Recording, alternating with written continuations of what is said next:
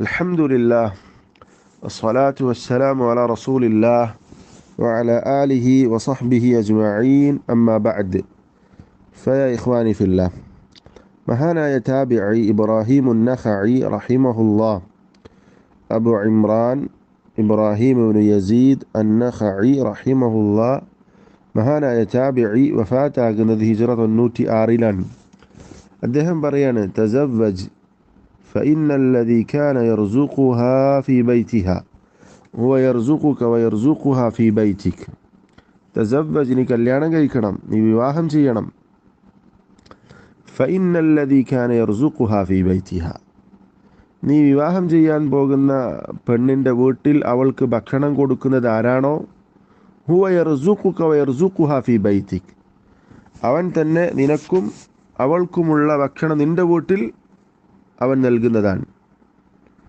ആരാണ് അവളുടെ വീട്ടിൽ അവൾക്ക് ഭക്ഷണം കൊടുക്കുന്നത്, റിസ്ക് കൊടുക്കുന്ന റാസിഖാരാണ്, റസാഖാരാണ്, ഉപജീവനം നൽകുന്നവനാരാണ്? അള്ളാഹുവാണ്.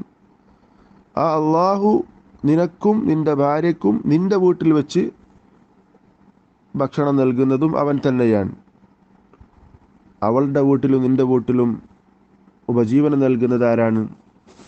റാസിഖ് റസാഖാരാണ്, അള്ളാഹു മാത്രമാണ്. അതുകൊണ്ട് നീ വിവാഹം ചെയ്യുക.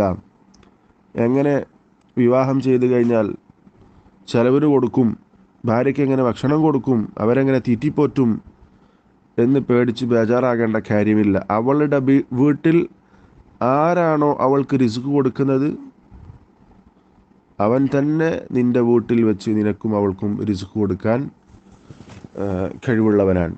അവനാണത് നൽകുന്നത്. അതുകൊണ്ട് നീ ഫഖറിനെ പേടിച്ച്, ദാരിദ്ര്യത്തെ പേടിച്ച് വിവാഹം വൈകിപ്പിക്കേണ്ട കാര്യമില്ല എന്നാണ് പറഞ്ഞിട്ടുള്ളത്. വിവാഹം ചെയ്യാൻ നീ തയ്യാറാണോ? ദാരിദ്ര്യത്തെ പേടിച്ച് വിവാഹം ചെയ്തു കഴിഞ്ഞാൽ അതിനുശേഷമുള്ള ജീവിതം എങ്ങനെ മുന്നോട്ട് കൊണ്ടുപോകും എന്ന് പേടിച്ച് വിവാഹം വൈകിപ്പിക്കേണ്ട കാര്യമില്ല എന്നാണ് പറഞ്ഞിട്ടുള്ളത്. സൂറത്തുൽ നൂറിലെ 32-ാമത്തെ ആയത്തിൽ അല്ലാഹു തആല നൽകുന്ന വാഗ്ദാനമാണ്. വിവാഹം ചെയ്യുന്ന ആളുകൾ ദരിദ്രന്മാരാണെങ്കിൽ അവർക്ക് അള്ളാഹു ഗീന നൽകും, ധന്യത നൽകുമെന്ന് അള്ളാഹുവിൻ്റെ വാഗ്ദാനമാണ്. അതുകൊണ്ട് റിസ്ക് പേടിച്ച് ഉപജീവനം എങ്ങനെ മുന്നോട്ട് കൊണ്ടുപോകുമെന്ന് പേടിച്ച് വിവാഹം വൈകിപ്പിക്കേണ്ട കാര്യമില്ല. നബി സല്ലല്ലാഹു അലൈഹി വസല്ലം തന്നെ ഹദീസിൽ പറഞ്ഞിട്ടുണ്ട്, സലാസത്തുൻ ഹഖ്ഖുൻ അലല്ലാഹി ഔനുഹും, 3 വിഭാഗം ആളുകൾ, അവരെ സഹായിക്കുക എന്നുള്ളത് അള്ളാഹുവിൻ്റെ ബാധ്യതയാണ്, അള്ളാഹു ഏറ്റെടുത്ത കാര്യമാണ്.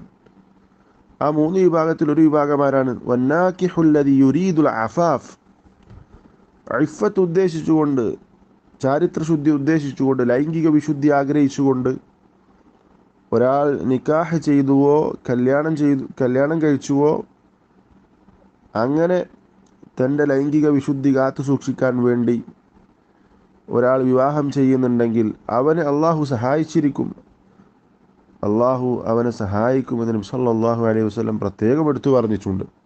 അതുകൊണ്ട് തന്നെ വിവാഹം ചെയ്യാൻ തയ്യാറായിട്ടുള്ള ആളുകൾ വിവാഹശേഷമുള്ള ജീവിതം എങ്ങനെ, അവർക്കെങ്ങനെ ഭക്ഷണം കൊടുക്കും, അവരെങ്ങനെ തീറ്റിപ്പോറ്റും എന്ന് പേടിച്ച്, ഫഖറിനെ പേടിച്ച്, ദാരിദ്ര്യം പേടിച്ച് ഒരിക്കലും വിവാഹത്തിൽ നിന്ന് പിന്മാറേണ്ട കാര്യമില്ല. വിവാഹം ചെയ്യുന്ന ആളുകൾക്ക് അള്ളാഹു ധന്യത നൽകുമെന്ന് സൂറത്തുൽ നൂറിൽ അള്ളാഹു തആല പറഞ്ഞിട്ടുണ്ട്. വഅൻകിഹുൽ അയാബ മിൻകും വസ്സാലിഹീന മിൻ ഇബാദിക്കും വഇമാഇക്കും ഇയകൂനു ഫുഖറാഅ യുഗ്നിഹിമുല്ലാഹു മിൻ ഫദ്ലിഹി വല്ലാഹു വാസിഉൻ അലീം. അതുപോലെ തന്നെ നബി സല്ലല്ലാഹു അലൈഹി വസല്ലം പറഞ്ഞ ഹദീസും നമ്മൾ പറഞ്ഞു.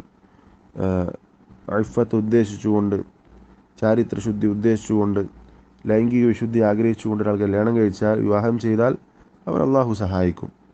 ഇതൊക്കെ നമ്മൾ മനസ്സിലാക്കി അള്ളാഹുവിൽ പ്രതീക്ഷ അർപ്പിച്ചുകൊണ്ട് വിവാഹം ചെയ്യാത്ത സഹോദരങ്ങൾ ഇതിൻ്റെ പേരിൽ വിവാഹം വൈകിപ്പിക്കേണ്ട കാര്യമില്ല എന്ന് പ്രത്യേകം ഈ വാചകത്തിൽ നമ്മൾ മനസ്സിലാക്കേണ്ടതുണ്ട്. അള്ളാഹു തആല കാര്യങ്ങൾ കൃത്യമായി മനസ്സിലാക്കാനുള്ള തൗഫീഖ് നൽകി അനുഗ്രഹിക്കുമാറാവട്ടെ.